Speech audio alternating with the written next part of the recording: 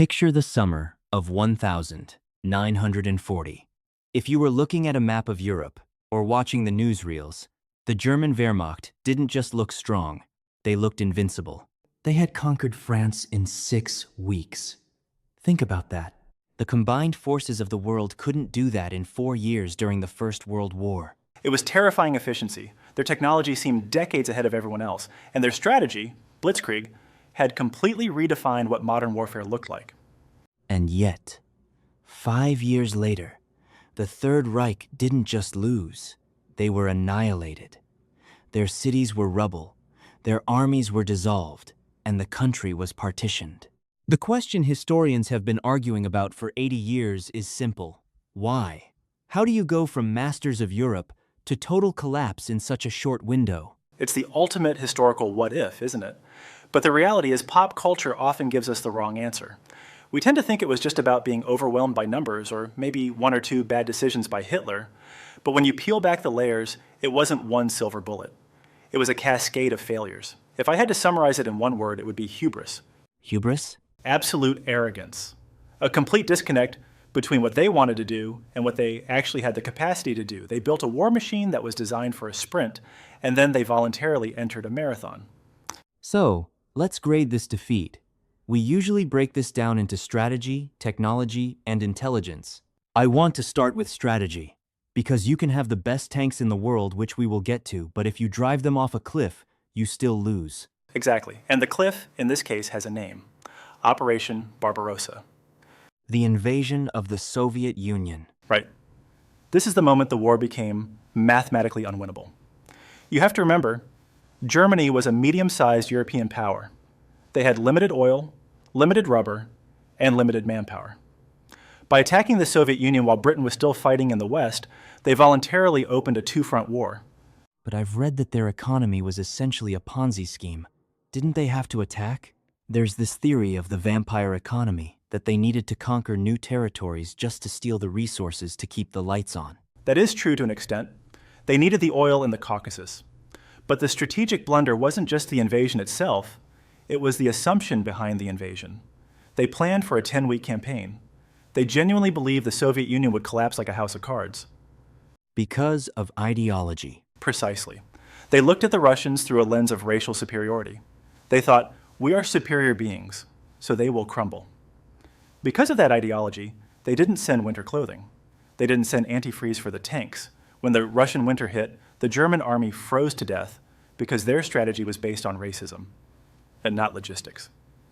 That brings up the leadership question. We always hear this stereotype. The brilliant German generals who knew exactly what to do, and the angry corporal, Hitler, who ruined everything. Is that actually true? It's a great story, mostly written by the generals themselves in their memoirs after the war. If only he listened to me. But the truth is, the rot was systemic. The generals were just as overconfident. And if you want the ultimate proof of strategic suicide, look at December 1941. Pearl Harbor. 4 days after Pearl Harbor, Germany declared war on the United States. That is the one decision that always baffles me. They didn't have to do that, did they? The treaty with Japan was defensive. No, they didn't. It was voluntary. They hoped Japan would distract Russia, but instead they brought the world's largest industrial power, America, into the war against them. And here's the kicker. Germany had no long-range bombers. They declared war on a country that they had no physical way of hurting. They couldn't bomb Detroit. They couldn't touch New York. But America could certainly build planes to bomb Berlin. It sounds like they were picking fights based on ego rather than math. That's the perfect way to put it. Let's pivot to technology. This is where the myth is strongest. Growing up, watching documentaries, you get the impression that Germany had space-age tech. Jet fighters, V-2 rockets, the Tiger tank. If their gear was so much better, why did they lose? This is the quality versus quantity trap. German engineering was brilliant, yes, but it was over-engineered. It was too complex for its own good. Take the Tiger tank. It's the iconic scary tank of the war. It was a monster. Thick armor. Massive gun. One-on-one, it could destroy almost anything the Allies had, but it was a nightmare to maintain. The transmission broke constantly. The wheels would freeze together with mud. It guzzled fuel they didn't have. And on the other side? You have the Soviet T-34 and the American Sherman. Were they as fancy? No, but they were good enough. The Russians could build T-34s in tractor factories.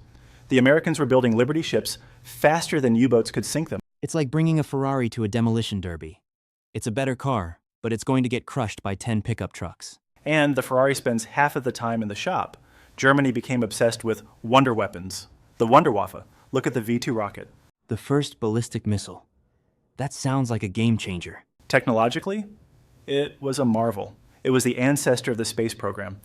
But strategically, it was useless. The V-2 project cost the Germans more money than the Manhattan Project cost the Americans.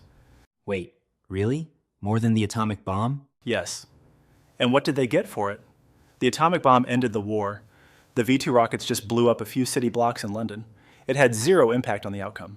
They spent billions on cool gadgets, while their army was starving for basics. Speaking of basics, I was surprised to learn about the logistics. We see the tanks in the movies, but what was behind them? Horses. Horses?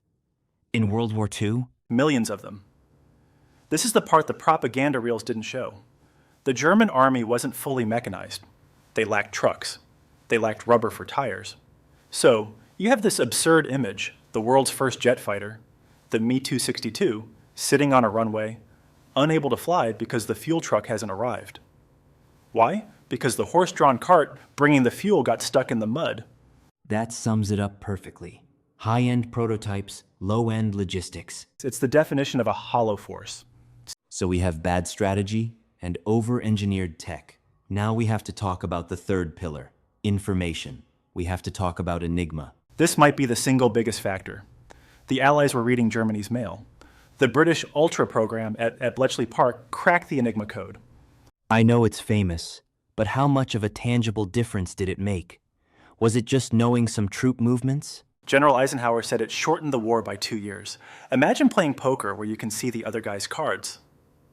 Every time. In the Battle of the Atlantic, the U-boats were devastating Allied shipping. But once the code was cracked, the Allies knew exactly where the wolf packs were waiting. They just routed the convoys around them. That must have been maddening for the German captains. They're sitting there waiting, and the ocean is empty. And the German High Command never figured it out. They were so arrogant about their encryption technology that they refused to believe it could be broken. They assumed any leaks were just spies or traitors. They couldn't conceive that their machine was flawed. Again, hubris. Again, hubris. And it wasn't just codes, it was basic data collection. Germany had no idea what the Soviet Union was actually capable of. Before the invasion, German intelligence estimated Russia had maybe 10,000 tanks. And the reality?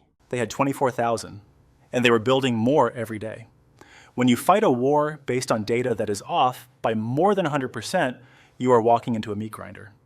So, when we look at the ruins of Berlin in 1945, we have to pick a primary culprit. Was it the strategy, the tech, or the intelligence? It's a hierarchy. Strategy was the fatal wound. Invading Russia and declaring war on America made victory mathematically impossible. No computer simulation gives you a win there. Intelligence accelerated the defeat. Enigma ensured the Allies won faster and with fewer casualties. And the technology? The technology was a mirage. It looked scary, it killed a lot of people, but it drained resources they couldn't spare. It was a distraction from the fact that they were fighting a 20th century war with 19th century logistics. It's a fascinating deconstruction.